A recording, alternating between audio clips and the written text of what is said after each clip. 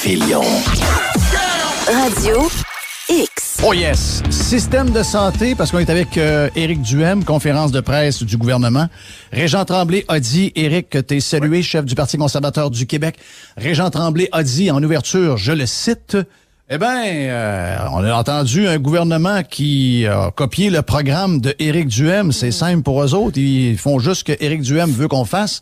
Et ça fait de la bonne pub pour lui gratis. Qu'est-ce que t'en penses? Je pense que c'est pas tout à fait ça qu'on aurait proposé, honnêtement. Là, je regarde ce qu'ils veulent faire, puis oui, ils parlent de... Ils utilisent les mots qu'on utilise pour, j'imagine... Mais il n'y a pas le plan. Faire de la diversion un peu, mais je veux dire, ils disent, par exemple, comme si on n'avait jamais entendu ça, la décentralisation, ils vont demander à une sous-ministre, parce que maintenant, tu sais qu'il y en a 60% plus depuis que la CAQ est là, la santé, ils vont demander à une des sous-ministres de présenter un rapport puis de faire une étude sur la décentralisation, là, Mme Savoie, qui va leur présenter ça au cours des prochains mois. On n'avait jamais entendu ça, un gouvernement. Elle, qui ont déjà traité d'aiguiseuse de crayon puis qui était pas bonne, puis etc. Là. Elle était pourrie sous le Parti libéral, mais elle est excellente sous la CAQ, nous dit-on. Oui. Ben oui. C'est la même femme. On parle effectivement de Mme Dominique Savoie, qui avait été très critiquée quand elle était au transport à l'époque par la CAQ et qui aujourd'hui est devenue une de leurs préférées. Donc, c'est un exemple. Le privé en santé, c'est la même chose, là. On nous dit, on utilise le mot privé et santé dans la même phrase, mais en même temps, tout le modèle qu'ils nous présente, c'est un monopole centralisé bureaucratique. Je veux dire, c'est toujours la même recette avec la CAQ. Hein? On a fait un sondage, on a vu qu'il y avait des mots punch, on fait un beau communiqué de presse, marketing, ting. Puis là, on présente ça en conférence de presse, puis là, on se pète les bretelles, puis on attend que les sondages continuent à nous faire monter. Mais c'est vide. Puis en passant, François Legault qui utilise le mot privé puis santé, Jeff, tu sais que c'est comme ça. Ça sonne faux. C'est comme ça qu'il a réussi à convaincre des ADQistes de fusionner avec lui jusqu'à temps qu'il les trahisse et qu'aujourd'hui, on se ramasse avec un gouvernement. C'est important, ce bout-là. Ben oui. Je sais que tu le répètes souvent, mais il faut toujours le répéter. Là. Quand il y a eu la fusion entre l'ADQ et la CAQ, rappelez-vous, l'ADQ était là, c'était Gérard Deltel à ce moment-là qui était rendu chef du parti de l'ADQ. Il y a des discussions pour fusionner avec la CAQ.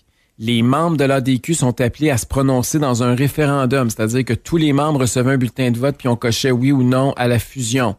François Legault, pour courtiser les ADQistes puis pour avaler l'ancien parti de Mario Dumont, promet qu'il va mettre... Parce que lui, dans son programme à la CAQ, il n'y avait pas ça du privé en santé, là. Il promet aux ADQistes que la santé, il va mettre du privé. Puis il avait même dit que c'était dans la région de Québec parce qu'il savait que les ADQistes étaient très forts à Québec. Puis que c'était ici. C'est là qu'il allait faire genre de projet pilote. Ici qu'il allait commencer le projet pilote. Qu'ici, on aurait là, des soins privés puis qu'il y aurait un système parallèle public-privé dans la région de Québec. Mais pourquoi il l'a pas fait? Parce qu'il n'y croit pas. Parce que François Legault, c'est un péquiste, c'est un étatiste, mais qui a toujours courtisé tout partout, puis il a toujours clignoté à droite pour aller chercher des votes, mais quand il prend ses décisions, il tourne à gauche. C'est ça, François Legault. Ouais, mais t'as peu, là. François Legault, il est chef de la CAQ. Pourquoi il est plus au PQ? Pourquoi il n'est pas chef du PQ? C'est pas lui qui parce que la CAQ, c'est le PQ 2.0, c'est la même affaire. Non, c'est parce qu'il a trouvé le chemin le plus vite pour se rendre au pouvoir.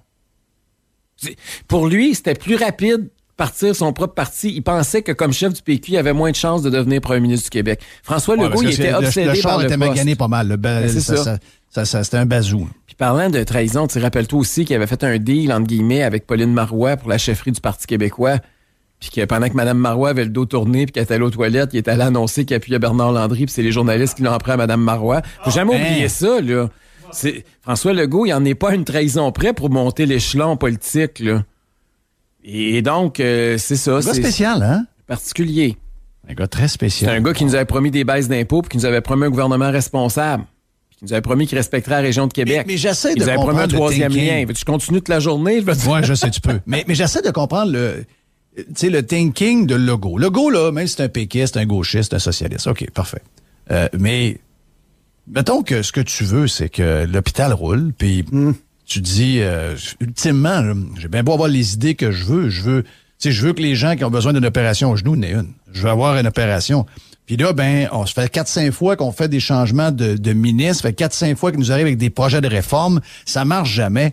Ça aurait été quoi d'essayer un hôpital à Québec privé avec... là, les gens, ils ont de misère à comprendre. Là. Chaque fois que tu parles de ça, je vois en dessous de tes Facebook, il y a plein de monde qui ne comprend pas. Là. Non. Quand on parle d'hôpital privé, c'est assuré par le système public. Vous ne payez pas.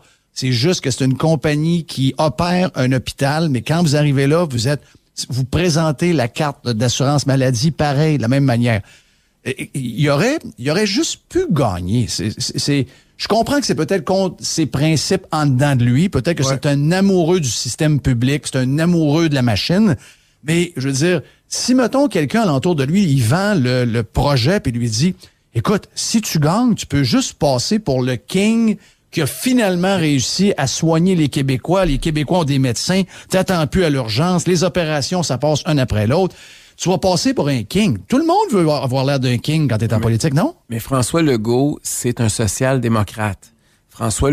Je vais juste te prendre un autre exemple. Regardez ce qui se passe avec le prix de l'essence. Là. C'est le gros sujet. Là. Tout le monde parle de ça. Là, puis c'est encore proche de 2 piastres. Là, et tout le monde capote. François Legault, il nous a donné un chèque de 500 piastres dans le budget la semaine passée pour contrer l'inflation. Alors, regardez ce qui se passe ailleurs au Canada. Prenons juste les 3 provinces des prairies, OK? L'Alberta, la Saskatchewan, le Manitoba. Les 3 provinces ont écrit au premier ministre cette semaine pour dire qu'il fallait pas augmenter la taxe sur le carbone. Parce que imagine-toi donc que Justin Trudeau, non seulement il suspend pas les taxes, lui, il a décidé qu'il montait le 1er avril. Il veut monter, oui, une bonne idée. Fait que, très bonne idée. C'est le temps, évidemment, d'égorger le monde pendant qu'ils sont déjà étouffés à la pompe, là. Donc, là, les 3 premiers ministres, puis je t'en ai parlé, même j'ai parlé ici aux États-Unis, tu vois la même chose, là. Puis Jason Kenney était le premier au Canada à l'annoncer, une baisse de 13 sous pour suspendre la taxe sur l'essence, une partie de la taxe sur l'essence. Aux États-Unis, il y a un paquet d'États américains qui font ça, le Holiday Tax Day, ou je sais pas, Tax Free, ou je sais pas trop quoi, là, comment ils appellent ça. Et au Canada, il y a un gouvernement NPD, donc un social-démocrate de la Colombie-Britannique. Eux autres, ils ont dit non, nous autres, on est contre ça, les baisses de taxes. On va envoyer un chèque au monde. C'est la philosophie de François Legault, là. Ouais. C'est la philosophie néo-démocrate. Ouais. Si François Legault était anglophone, il serait avec Jack Meeting. Oui, je sais. Mais c'est pas compliqué, là. Oui, je le sais, mais t'es allé en Suède. C'est une nation social-démocrate. Oui. Les Pays-Bas le sont. Regarde, nommez-en. Les pays scandinaves à grandeur. L'Europe, prenons juste l'exemple du pays que Jerry connaît bien, que sa sœur est là et tout. C'est un pays socialiste. Mm-hmm. Et pourtant, ces gens-là, malgré le fait qu'ils sont, comme tu dis, ce que Legault est, ils l'ont fait pareil. Au Québec, c'est une espèce de dogme, c'est une vache sacrée. Au Canada aussi, c'est ce qui nous différencie des Américains. Puis on essaie toujours de brandir l'épouvantail américain. Moi, je le différencie aux Américains avec quelque chose qui me rend meilleur, pas qui me rend pire. Ben, c'est ça. Mais ça semble-t-il que pour certaines personnes, c'est pas si évident. Donc, on présente encore une autre réforme, une réformette, hein, parce que c'est assez cosmétique. Là, c'est pas de ça dont on a besoin. Puis, tu sais, je t'entendais parler un peu plus tôt. Tu as raison, là, des réformes au Québec en matière de santé. Là, on peut penser à Michel Clair, à Jean Rochon, même à remonter à Marc-Yvan Côté, puis jusqu'à plus récemment, Gaétan Barrette. Puis aujourd'hui, c'est Dubé, mais c'est toujours des virages. Puis ça fait 50 ans qu'on tourne en rond. On prend un virage en arrière de l'autre. Donc, Éric Duhaime et le Parti conservateur du Québec, vous autres, mettons, vous allez arriver avec quelque chose de plus concret, de plus rapide, de plus... 3 choses bien faciles, Jeff. La concurrence, c'est pas compliqué, là. Puis c'est pas juste la concurrence publique-privée, là. Même une institution publique par rapport à une autre institution publique. Oui. Les hôpitaux, là, si on les paye par soin, plutôt que de les payer avec des enveloppes récurrentes année après année, là, ils vont se forcer pour qu'ils t'attirent chez eux plutôt que t'ailles à l'autre hôpital. Présentement, ils se battent pour t'envoyer dans un autre établissement. Parce que plus ils ont du monde, moins ils ont de budget. C'est complètement à l'envers du bon sens, là, ce qui se passe au niveau du financement du système de santé. Tu as raison aussi, on peut mélanger les affaires. Il peut y avoir des compagnies en bourse, il peut y avoir des compagnies entre... Coop, puis il peut y avoir des... n'importe quoi. Il peut y avoir des coop, il peut y avoir des OSBL. Oui. Il peut y avoir des OSBL qu'eux autres, ils pognent on leur confie un de nos hôpitaux qu'on a, on leur donne pour leur dire, garde, voici ce qu'on paye pour les genoux, voici ce qu'on paye pour les hanches, voici ce qu'on paye pour telle affaire, puis garde, faire rouler ça, puis c'est tout. Mais est-ce qu'on est capable de le faire dans le contexte où, on a parlé tantôt avec Yann Sénéchal, dans le contexte où les méga gros syndicats prennent tout le monde en otage tout le temps, au lieu d'avoir des syndicats de boutiques dans chacun des hôpitaux? Le deuxième point, c'est justement l'addition du secteur privé, puis le privé va les forcer à le faire. Puis pour moi, l'exemple, c'est l'éducation. Les écoles, il n'y aurait pas de programme international, il n'y aurait pas de sport-études, il n'y aurait pas de art, puis de musique, puis de... s'il n'y avait pas les écoles privées qui étaient en train de bouffer les écoles publiques ultra syndiquées. Et la raison pourquoi les écoles publiques offrent aujourd'hui tous ces programmes-là, c'est pour qu'il y ait une certaine rétention de leurs étudiants puis de leurs élèves, parce que sinon les parents prendraient leurs enfants puis s'en iraient tout au privé.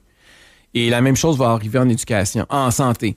Si on commence à avoir des hôpitaux puis des centres de soins privés, ben veut pas, si les hôpitaux publics sont en train de se vider de leur budget, de leur monde puis de leurs patients, ben ils n'auront pas le choix de se restructurer puis avoir une pression, puis les syndicats vont devenir des partenaires plutôt que des empêcheurs de tourner en rond comme c'est le cas actuellement. Tu sais, quand tu as 50 syndicats dans un seul établissement, c'est bien sûr que ça peut pas marcher comme du monde. Je veux dire, quand c'est... C'est pas gérable. Mais non, c'est ingérable. Donc, la seule façon qu'ils vont y arriver, c'est s'il y a un hôpital privé l'autre bord de la rue puis que tout le monde s'en va là parce qu'eux autres, ils ont les 2 yeux en arrière des trous. Un moment donné, ils vont dire, ben là, c'est soit qu'on ferme la shop ou ben non, on se met nous autres aussi 2 yeux en arrière des trous. Je sais, pour moi, c'est comme ça parce que commencer une guerre contre les syndicats, moi, premièrement, ça m'intéresse pas. Puis deuxièmement, c'est contre-productif.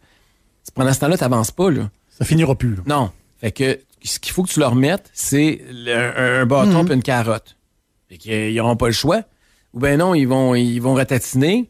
Ou ben non, ils vont marcher au pas puis ils vont connaître une croissance. Puis les syndicats, ils ont intérêt à avoir plus de membres pour qu'ils reçoivent plus de cotisations. Fait que d'après moi, ils vont comprendre le système assez vite. Hey, avant d'aller à ton sujet numéro 2, qui est un excellent sujet, c'est le sujet woke que j'adore. Catherine Dorion, elle trouve puis toutes les anti-Radio X, pro-QS, donc les communistes, souvent des communistes de Montréal en passant, qui ont beaucoup d'intérêt pour Radio X et de plus en plus d'intérêt pour le Parti conservateur du Québec qui nous permet, entre autres, on l'a vu là, et que la gang à Legault ont pédalé cette semaine pour dire non, on ne retournera pas dans le confinement, là, faites-vous-en pas, même si les cas montent. Là. Merci Éric Duhaime en passant, parce que si Éric Duhaime n'avait pas été là, d'après moi, on serait probablement dans un restaurant à 50%. On aurait bien des affaires qu'on voudrait pas avoir, qu'on aurait en ce moment. Donc, merci Éric. Mais QS capote sur ton cas, capote sur Radio X, capote sur ta montée dans les sondages. Il y a une panique. Et moi, j'ai dit, écoute, elle bloque tous nos comptes. À chaque fois qu'on veut lui parler quelque chose, elle nous bloque. Je sais pas c'est quoi la peur qu'elle a, mais elle fait une fixation sur Radio X, elle fait une fixation sur moi, une fixation sur toi. Je veux juste profiter de ta présence pour dire, je t'aime beaucoup. Mais la raison pourquoi tu es là, principale, c'est que tu acceptes.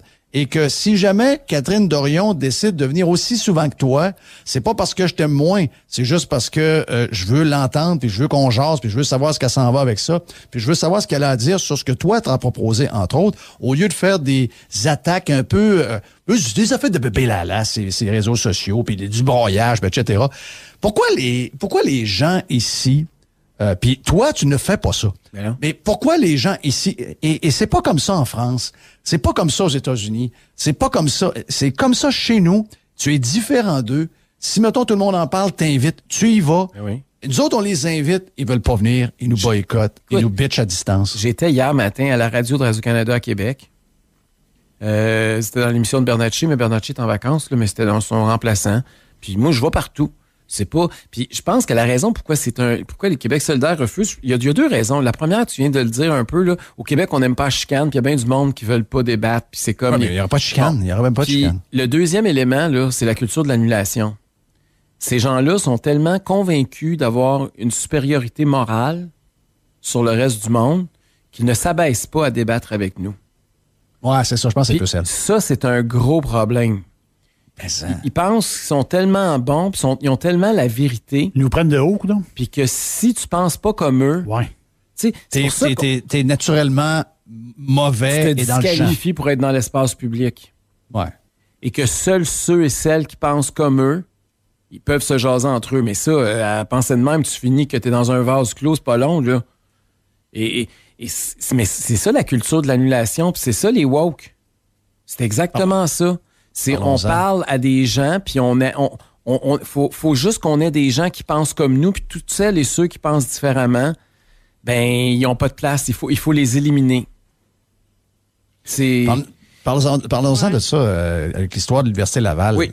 Quand j'ai vu ça, je suis rendu que je doute de tout, moi là.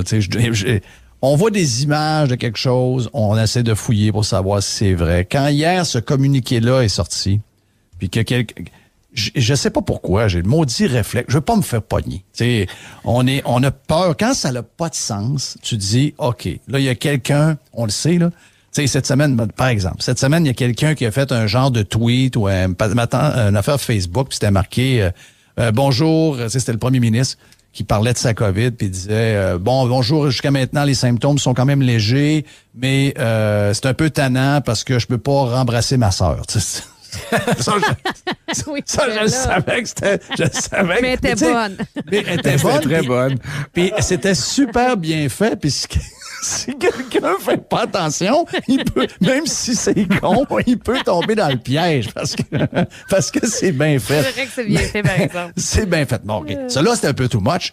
Mais quand j'ai eu l'histoire que tu vas raconter de l'Université Laval, j'ai pas cru. J'ai dit, ça, c'est une patente. Ils ont pris une feuille, ils ont fait un affaire sur un PDF. C'est pas vrai. Ça existe pas, cette affaire-là. J'y ai pas cru jusqu'au temps après ça que d'autres commencent à commenter puis voir que c'est bel et bien vrai. Donc, je te laisse résumer ce qui se passe à l'Université Laval, l'Université Woke, comme toute université d'ailleurs. C'est ça. Puis c'est pas la première fois à l'Université Laval. Moi, je me souviens, là, il y a 2-3 ans, là, d'avoir parlé à un ancien professeur qui voulait faire une bourse d'études pour garçons seulement parce qu'il disait qu'il y avait, je me souviens plus combien, 20 ou 30 programmes de bourse pour femmes seulement.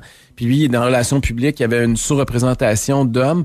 Fait qu'il avait décidé qu'il voulait faire une bourse pour hommes. Puis l'Université Laval avait refusé parce que c'était pas pour des femmes. Hey. Oui. Et là, c'est encore une histoire un peu du même style. Là, c'est des chaires de recherche du Canada à l'Université Laval.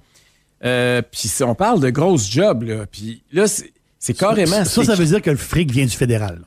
Oui, c'est sûr. On s'entend-tu? S'ils disent Canada, là, c'est pas pour rien.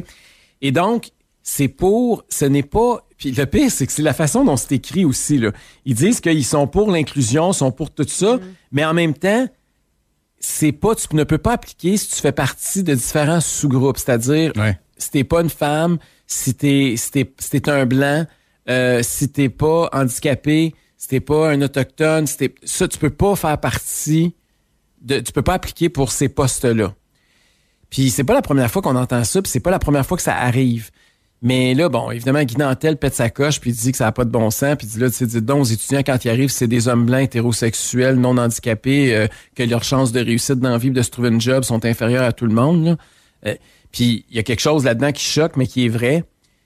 Puis je trouve que ce qui est fondamentalement mal dans cette histoire-là, c'est qu'on dit qu'on veut combattre la discrimination, puis on applique les politiques les plus discriminatoires puis les plus exclusives possibles. Puis on répare pas des erreurs du passé puis des injustices en commettant d'autres. Tu peux pas... Si t'es contre la discrimination, tu peux pas dire, ben là, parce que les hommes, pendant X centaines d'années ou milliers d'années, ont souffert, puis ils ont eu un privilège de tel type, ben tous les hommes, à partir d'aujourd'hui, qui vont venir au monde, vont être discriminés systématiquement pendant X siècles. Ça n'a aucun sens. Si t'es contre la discrimination, tu devrais être contre ce programme-là, point final. Puis on a la chance au Québec de vivre dans une des, sinon la société la plus ouverte, la plus tolérante, la plus inclusive au monde. C'est pas se péter bretelles dire ça, là. Le Québec... c'est en train de changer, là. Ben, c'est en train de changer, mais il faut pas que ça change. Et il faut rester comme ça. Puis c'est pas avec des programmes comme ceux-là qu'on va rester de même. Mais juste pour enchérir, là, c'est des exigences du gouvernement fédéral. Oui. Fait que là, le fédéral a imposé une espèce de quota là, pour les femmes, les autochtones, des personnes en situation de handicap, des minorités visibles. C'est les 4 groupes là, qu'on vise. Puis il faut remplir ces espèces de quotas-là, si vous me permettez l'expression. Puis c'est pour ça, puis là, il n'y a plus de place pour les autres. C'est pour l'homme blanc normal, là. Il n'y a plus de place pour vous actuellement. Il y a juste la place pour les autres. Fait que c'est pour ça qu'on vous engage pas ou on veut rien savoir de vos candidatures. Mais le pire, c'est qu'il faut qu'on ferme notre gueule. Ben oui. Non. Non, mais je veux dire, si tu défends ça, t'es vu contre quelqu'un qui est contre les femmes. Si tu défends que les hommes doivent être au même pied d'égalité, en ce moment, t'es vu comme quelqu'un qui est contre les femmes. Ah, toi, t'es contre les femmes. T'es contre les femmes autochtones. T'es contre les femmes trans. T'es contre... Non. Puis, by the way, organisez-vous. Vous avez assez... Tout ce que vous avez fait vivre à tout le monde, vous méritez ce qui vous arrive. Mais ça, là, c'est une conséquence, puis c'est une caractéristique des sociétés en déclin. Quand t'es rendu que tu choisis des gens en fonction de critères qui ne sont pas la compétence, puis tu veux pas prendre les meilleurs à chaque place, c'est parce que tu es en train de préparer ta propre chute. Puis c'est ça qui est grave. C'est des gens qui veulent, qui nous conduisent au déclin. Comme civilisation, là. Puis il faut en prendre conscience. C'est à chaque fois, il y a pas une fois dans l'histoire de l'humanité qu'on a appliqué des politiques de discrimination que ça a été des success stories, là. Jamais. Non, c'est fréquent, mais écoute, j'ose croire que plus il y en a, plus ça devient aux yeux de la majorité. Mais je sais que la majorité essaie de pas trop parler de ça parce que tu veux pas, c'est toxique comme sujet. Ouais. Mais sérieux, tu sais, l'histoire là de la nageur la semaine passée, tu vois que le mouvement woke est tellement en train d'aller loin. Puis t'as raison. Tu sais, on parle beaucoup de l'Ukraine, on parle beaucoup de ces endroits-là. C'est pas des sujets qu'ils ont. Quand tu gagnes pas beaucoup d'argent puis que tu veux vivre puis nourrir tes enfants. Toutes les histoires un peu folles que nous, on vit, c'est le problème d'une société qui est rendue en fin de cycle. Donc, tu as raison, c'est plus la fin que le début. Mais j'ose croire qu'on est l'abondance d'exemples complètement ridicules qui s'additionnent rapidement va faire qu'on va précipiter la fin du wokisme. C'est peut-être un souhait qui est... Puis je suis peut-être complètement dans le champ. Mais j'ai l'impression que plus il va arriver de foleries de même, c'est pour ça que moi, je vois pas ça comme étant...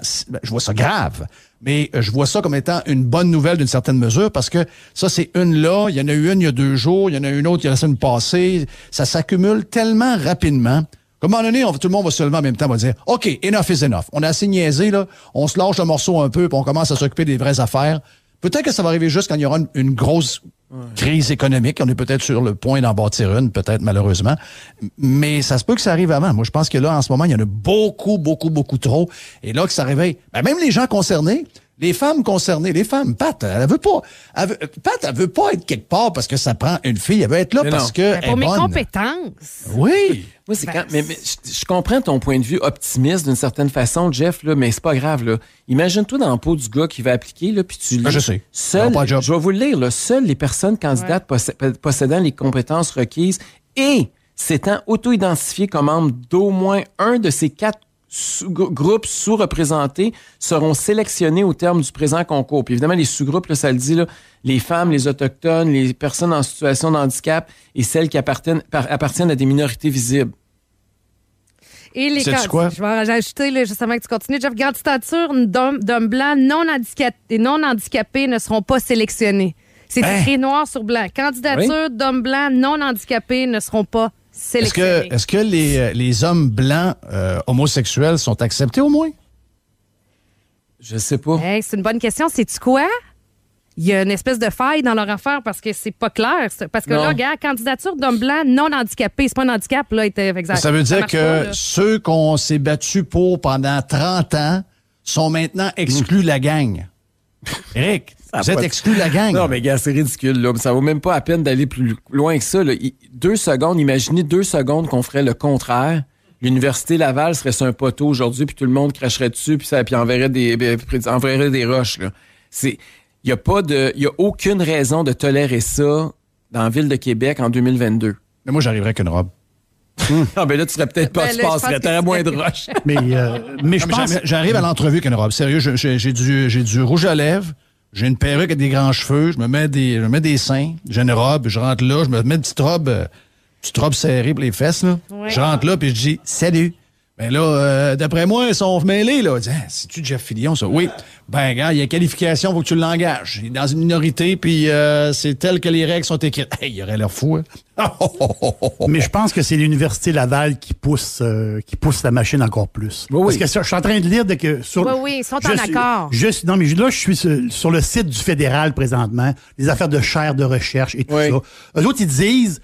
l'établissement doit s'efforcer de mettre en place des conditions favorables. T'sais, ils disent pas de barrer un groupe de personnes. Ils disent juste d'être plus favorable, autrement dit. Ils disent pas de barrer du monde. Là on parle de barrer des gens. Du monde carré, ils disent. Donc, moi, je pense que c'est l'Université Laval qui ont poussé la machine un peu plus. Mon feeling. Mais t'as raison, Éric. Quand on est rendu dans une société que c'est plus le talent qui prime, c'est le début de la fin. On est dans le trouble. On est dans le trouble. Thank you, man. Merci. Ciao. Éric Duhem, il est le chef du Parti conservateur. Et le chef du Parti conservateur, si je faisais une image de vous montrer comment ils sont, ça me rappelle François Legault dans son terrain à l'extérieur de sa maison, en train de faire semblant de faire de la planche à neige. Oui, de la planche à bras neige. qui pointe vers le haut, comme une fusée qui part. Ben, c'est ça l'image du Parti conservateur du Québec. Et merci Éric Duhem, parce que en ce moment, on a une liberté feeling, regarde, que plusieurs personnes partagent. On a actuellement, dans cette 6e vague non officielle, la liberté grâce à Éric Duhem. Donc, thank you, mon ami Éric. On fait une pause, on vient. Pierre Couture et stand-by, ici même sur Radio X. Jeff. Filion. Radio X.